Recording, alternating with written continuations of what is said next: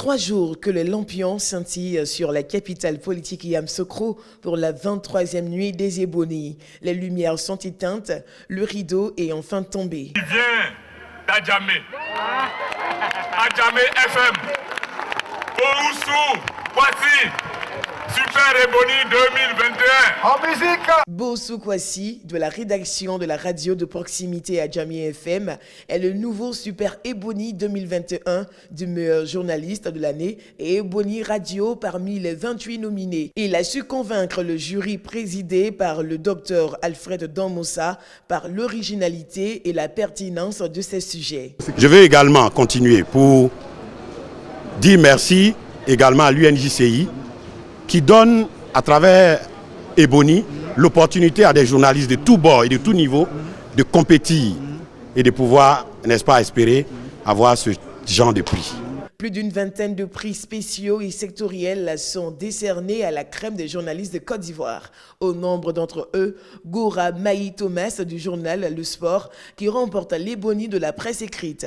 C'est Alain Kofi de Alerte.info qui devient le meilleur journaliste web de Côte d'Ivoire. Fatou Fofana de la RTI 1 remporte la palme de la meilleure présentatrice du journal télévisé. Bintou Pekele de RTI 2 quant à elle arrache le prix Ebony Télévision pour sa première participation. Une révélation, une fierté et une satisfaction pour le premier groupe audiovisuel de Côte d'Ivoire. On a traité des sujets, ce qui nous concernait réellement, mon équipe et moi. Je veux parler du cadreur, du chauffeur. On a été sur le terrain et c'est ce qui a payé. On a aimé ce qu'on faisait, on ne s'est pas reposé.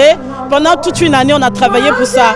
Lorsqu'on a vu la soirée des Ebonies en 2020, on était encore au travail, je travaillais même sur un dossier et j'ai dit au monteur, l'année prochaine, je serai sur le podium. Les invités de cette 23e nuit des Ebonies n'ont pas boudé leur plaisir et retournent satisfaits. Ça motive et ça permet aux gens, ma foi, de savoir qu'on est suivi. Moi, ça me donne des idées pour ma coopération à moi, puisque ce n'est pas vraiment de la coopération des journalistes, mais c'est vraiment encourageant. Cette soirée des Ebonies marque les 30 ans de l'UNJCI et coïncide avec les 35 ans de disparition de l'illustre journaliste Noël Ebony, Jean-Claude Koulibaly, président de l'Union des journalistes de Côte d'Ivoire et le représentant du Premier ministre. En souvenir, se sont engagés à faire du prix Ebony l'âme de l'excellence journalistique et d'une vie démocratique apaisée. L'UNJCI a toujours œuvré pour une bonne professionnalisation du métier de journaliste. Et c'est ce que nous faisons. Relever les talents cachés, montrer que modestement, parti modestement, on peut y arriver. Seul le travail paye et que de la qualité des articles et également de la qualité des contenus, vous pouvez, je veux dire, journaliste que vous êtes, avoir accès ou bien avoir la possibilité de remporter le Super Ebony. Les anciens présidents de l'UNJCI ont notamment été honorés durant cette soirée. Boussou Kwasi, nouveau Super Ebony 2021, succède à Marcel Aka du quotidien L'Inter. Les enfants en situation de handicap de la commune de Koumassi, en pleine effervescence ce matin. La journée leur est dédiée. Une journée pour faire le point de la situation de ces enfants et aussi élaborer les perspectives pour une meilleure prise en charge. Au niveau de Koumassi, il y a 8 complexes. Et dans ces complexes-là, il y a 8 centres d'éducation spécialisés. Et ces enfants pris au niveau des centres d'éducation spécialisés avec la formation qu'on leur donne, le travail que les éducateurs spécialisés font avec ces enfants.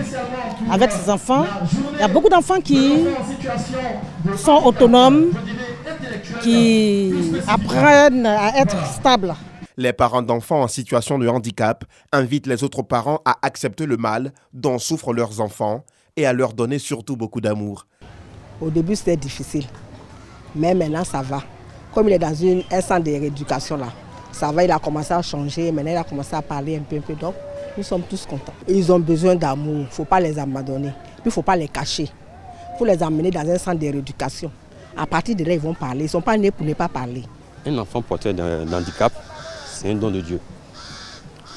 Cela t'engage vis-à-vis de la population et de ta famille. Montrer à quel point que cet enfant a droit à la vie comme tout autre enfant. Ces enfants méritent une telle joie comme les autres enfants. Ces enfants sont conçus comme les autres enfants.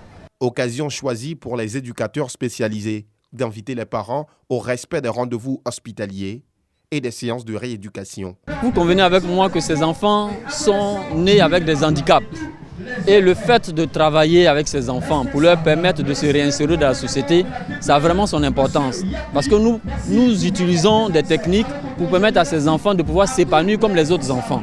Et ces centres de rééducation que vous voyez ont vraiment leur importance dans notre société. La journée de l'enfant en situation de handicap de la commune de Koumassi est organisée tous les ans en début du mois de décembre.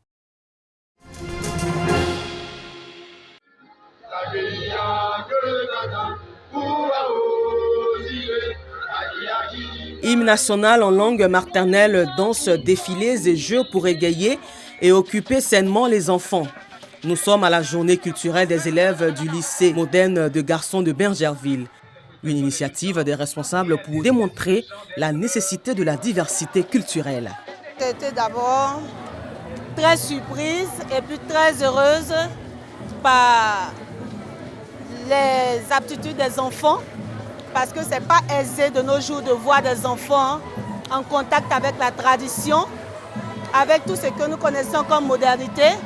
Mais aujourd'hui, nous sommes agréablement surpris par l'intérêt que les enfants portent à la culture. Ils ont compétit dans plusieurs domaines, dans le domaine de l'art oratoire, de la dictée, de la lecture, des activités sportives, de l'art plastique et des activités musicales. Ils ont appris ainsi donc que la diversité culturelle était un facteur de cohésion sociale.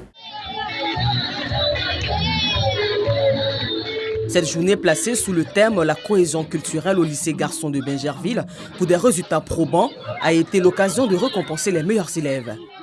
Plusieurs écoles dans le district d'Abidjan et ailleurs ont connu quelques troubles liés au congé anticipé qui se répercutent malheureusement sur les résultats scolaires des apprenants. Rappelons qu'ils sont en congé depuis le vendredi 17 décembre et reprennent les cours le lundi 3 janvier sur tout le territoire.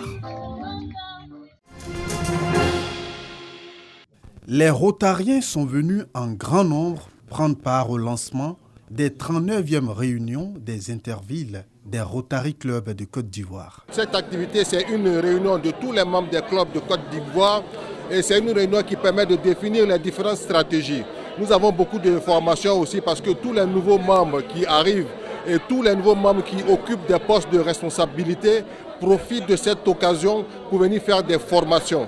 Et ces formations-là leur permettent d'être plus autonomes dans la gestion de leur club.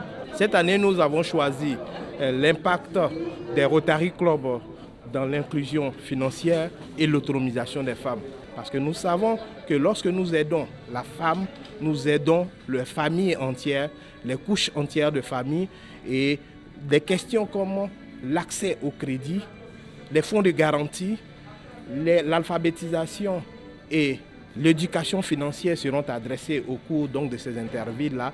Et enfin, la cohésion familiale, qui est le socle de tout ce que nous faisons, aussi sera adressée parce qu'il faut permettre à nos femmes de pouvoir faire des commerces et des activités génératrices de revenus. C'est à Yamoussoukro que va se tenir cette 39e réunion des intervilles des Rotary Club de Côte d'Ivoire du 24 au 27 février 2022.